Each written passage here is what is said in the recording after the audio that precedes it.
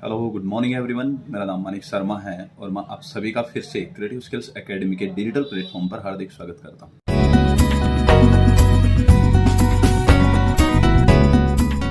देखिए, आज हम अपनी जो पहली क्लास है उसको सीखने जा रहे हैं, जो कि पार्ट ऑफ स्पीच के पार्ट की नाउन के हैं। सबसे पहले हम जानेंगे कि ये पार्ट ऑफ स्पीच आखिरकार है क्या। पार्ट ऑफ स्पीच, देखिए, जिस तरह एक खाना बनाने में बहुत सारे इंग्रेडिएंट की जरूरत होती है और उन सबको मिलाकर ही पूरा खाना प्रिपेयर होता है, उसी तरह एक सेंटेंस को प्रिपेयर करने में भी हमें बहुत सारे कंटेंट की जरूरत होती है और उस हर एक कंटेंट को, अलग अलग पार्ट को हम पार्ट ऑफ स्पीच बोलते हैं। किसी भी सेंटेंस के अलग अलग पार्ट को पार्ट ऑफ स्पीच बोलते हैं, स्पीच कहते हैं। तो सबसे पहले हमारा इनमें आता है नाउन। नाउन आखिरकार है क्या? अब तक आपने अपने स्कूल में इसकी एक आसान सी, सरल सी और बिल्कुल छोटी सी परिभाषा सुनी होगी कि किसी भी व्यक्ति का, वस्तु का और स्थान का जो नाम होता है वो नाउन कहलाता है, संज्ञा कहलाता है। The name of any person, place and things is called noun. देखिए, आपको इसमें एक ही छोटी सी बात याद रखने की जरूरत होती है कि किसी भी चीज का जो नाम होता है वो नाउन होता है। वो कोई भी व्यक्ति हो सकता है, कोई भी वस्तु हो सकती है, किसी भी स्थान का नाम हो सकता है, किसी भी जीव का नाम हो सकता है, किसी पेड़ पौधे का नाम हो सकता है या किसी जानवर का नाम हो सकता है। आपके आसपास रखी हर चीज जिनका नाम आप जानते हो या नहीं भी जानते हो, लेकिन वो कोई वस्तु है तो वो, उसका नाम नाउन कहलाता है। अब इस नाउन के भी पार्ट होते हैं, जैसे कॉमन नाउन होता है, प्रॉपर नाउन होता है, कलेक्टिव नाउन होता है, मैटेरियल नाउन होता है, एब्स्ट्रैक्ट नाउन होता है।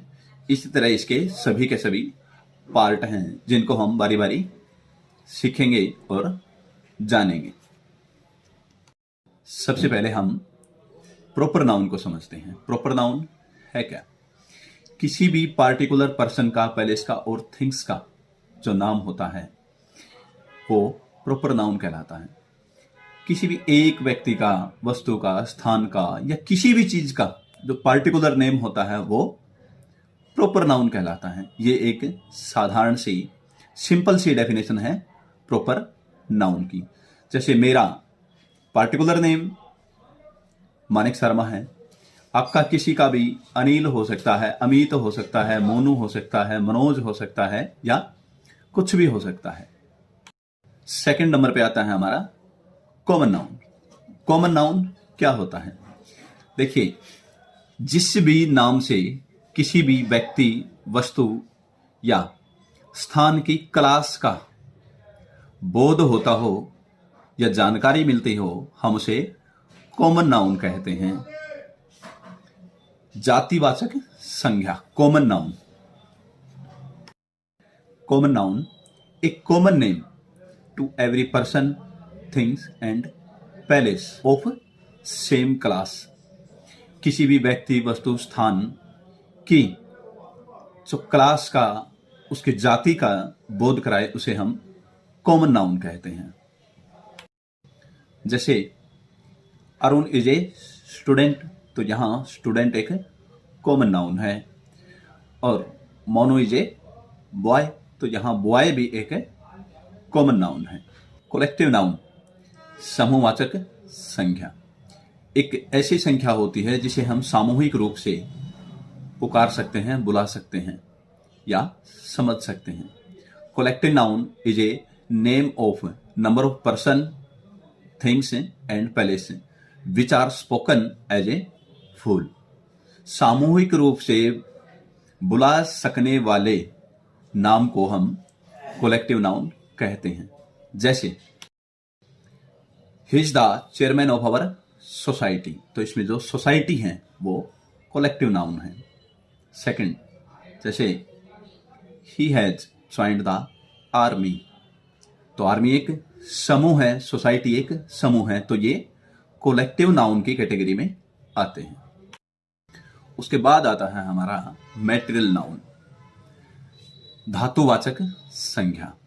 The name of any material, any metal, किसी भी धातु का जो नाम होता है वो धातुवाचक संज्ञा कहलाता है, मैटेरियल नाउन कहलाता है। जैसे this is a glass table, यह एक कांच का मेज है, तो इसमें ग्लास है वो मैटेरियल नाउन है। दूसरा जैसे this is a plastic pen, यह एक प्लास्टिक का पेन है, तो ये मैटेरियल नाउन की कैटेगरी में आते हैं। इसके बाद आता है हमारा एब्स्ट्रैक्ट नाउन, भाववाचक संज्ञा। किसी भी भाव, गुण, कार्य की अवस्था का जो बोध कराए उसे भाववाचक संज्ञा, एब्स्ट्रैक्ट नाउन कहते हैं। The name of A quality, action and state is called abstract noun.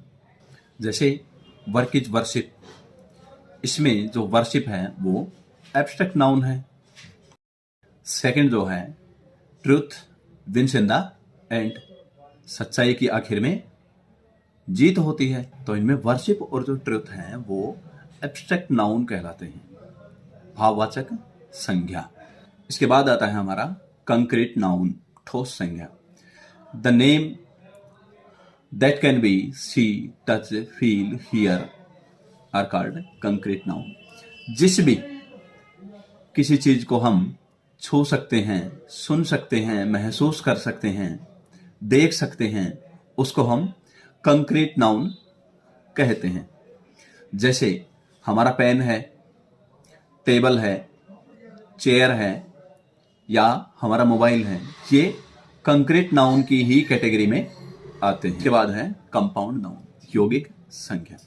दो या दो से अधिक वर्ड को मिलाकर बनने वाले नाम को हम कंपाउंड नाउन कहते हैं। जैसे ड्राई क्लीन है, टूथपेस्ट है, पोटैटो चिप्स हैं, हेडफोन है, ये हमारे कंपाउंड नाउन के कैटेगरी में आते हैं। इसके बाद आते हैं हमारे uncountable noun. Uncountable noun that can't be countable, जो नाउन गिने ना जा सकें उन्हें हम अनकाउंटेबल नाउन की कैटेगरी में रखते हैं। जैसे फूड है, शुगर है, साल्ट है, एडवाइज है, सी फूड है, वाटर है, ये अनकाउंटेबल नाउन की कैटेगरी में आते हैं।